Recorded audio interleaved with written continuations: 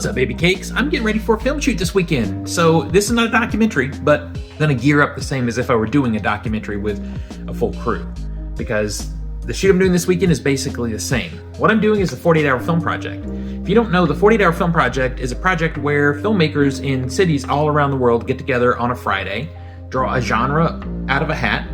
They're assigned a character name, a line of dialogue, and a prop, and then they have 48 hours to make short film. I do this every year with a cool group of people here in Nashville, and once in a while, this is how I try out new people that I might be working with on a bigger documentary. So it's coming up this weekend, so I'm starting to prep work. Today, I'm gonna do a series of videos for you guys showing you my process. What I'm doing today, I'm gearing up camera 2, the B camera that I'm gonna be using. So let's take a look. All right, here's the case. Now, a lot of people have various feelings about type of case. I love a hard shell case. So this is a new case. I've done cutouts for the things we know are gonna go in here. I've got a big spot left here that I'm not sure what we're doing yet, but there's no point if you're not sure to punch it out now. Let's just wait, see what we need, and we'll finish out the case as we use it. But right now, I've got spots in here for everything I need for camera B in this weekend's shoot. So here we go. First up is the obvious. We've got the camera here, just the body, and that goes in a slot right here. My director of photography did the cutouts here. I think they're a little bit tight, to be honest, but we'll see. You want it tight for padding, but if you put it in, if you don't leave enough room to pull things in and out, you're just gonna tear the foam at some point. All right, so we've got the camera body in. Next up, we're gonna talk about the monitor. Here's the monitor. This is a very inexpensive monitor. I think it's $130 or something, and it's all metal body. This could be dropped and maybe survive. You know, if it lands on the screen, it's over. But this really can take a beating. Nothing special about it, just your straight ahead monitor, battery on the back, but we're gonna be powering this thing differently, and I'll talk about that in a minute. But we've got a cutout for the monitor here. All right. Next up is the microphone. Now, microphones, I'm using Rode shotgun mics.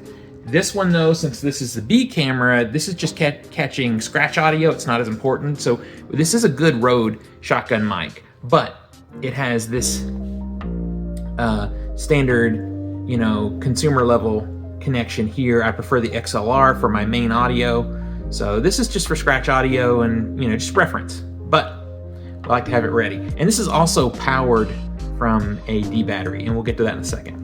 So we have a spot for that right here. It's got a very short cable, so I just kind of fish it in there. All right. And that mic is actually really neat. It's got a great sound to it, and it has a built-in shock mount, which is great. All right, so we have an ND filter. I swear by ND filters. If you're not using ND filters, you're not doing it right. So I have a variable ND here. Now, you're probably going to get better quality if you use a kit, an ND filter kit with different levels of filtering. For a documentary, we don't have time a lot of times to be switching ND filters, so it's easier to use this variable ND. If you don't know what that is, you can ask me if you want to know, and I'll talk more about it in another video, but that's it. Let me just show you real quick. The basic, in case you know nothing about what this is. I talked about this in my camera A build. I put one on my camera A lens, so you can go back and look more about it, but this adds some filtering to the lens. It allows you to get more bokeh, lets you allow more light into the camera. Ask me if you want to know more. So we've got a spot for that right here. Very well protected there. And then lastly, I do have a box for all my lenses, but if I'm running and gunning, or if we're doing really quick setups, I like to have each camera kit have a lens in the box. So we're putting the 24 mil in this one. The camera A has the 35, so we have a spot right here. I think what might go here is a portable light. I'm just not sure which one yet. Anyway, we've got a lot of space here for more stuff. This space right here, unfortunately, is not going to be used for now because this is meant for a shotgun mic.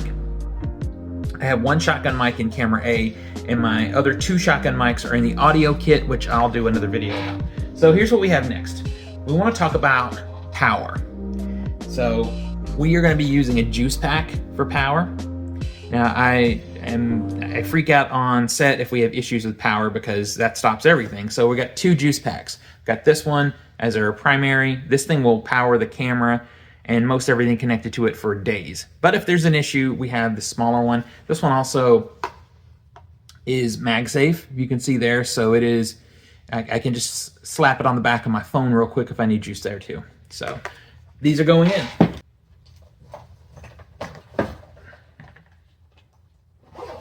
And hold on to it here. All right, next up we need the little stuff. So we are using a monitor, so we need HDMI cable, and we need a mount for it. This goes in the soft shoe.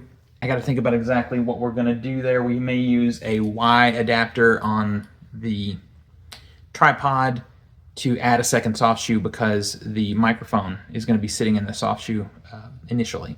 And that microphone, unfortunately, does not have a soft shoe on top of it. So we don't have a cage for this camera because it's usually just not necessary. So I'll need to add somewhere on the camera or on the tripod a second soft shoe so that we can mount the monitor. I want to put that maybe here.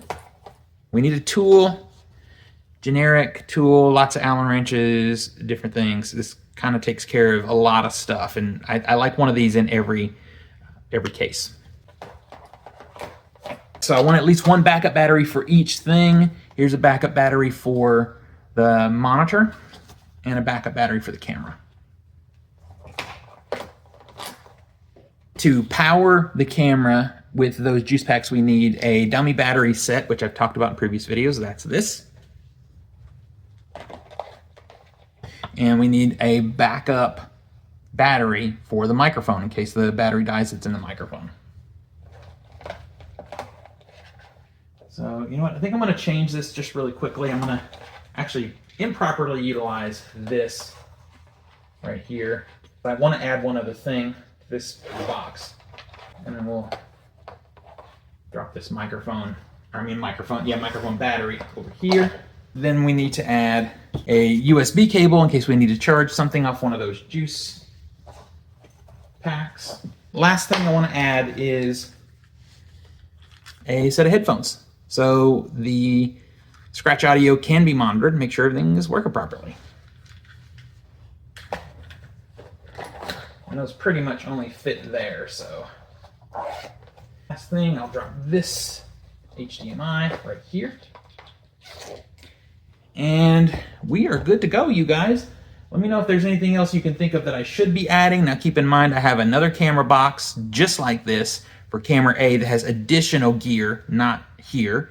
I'll do a separate video at some point this week with the audio gear in it. Because while we do have a microphone here and there's a microphone in camera A, the primary audio gear for this shoot is going to be in its own box. Let me know what you think. Let me know if you're doing the 48-hour film project, and let's talk about movie making.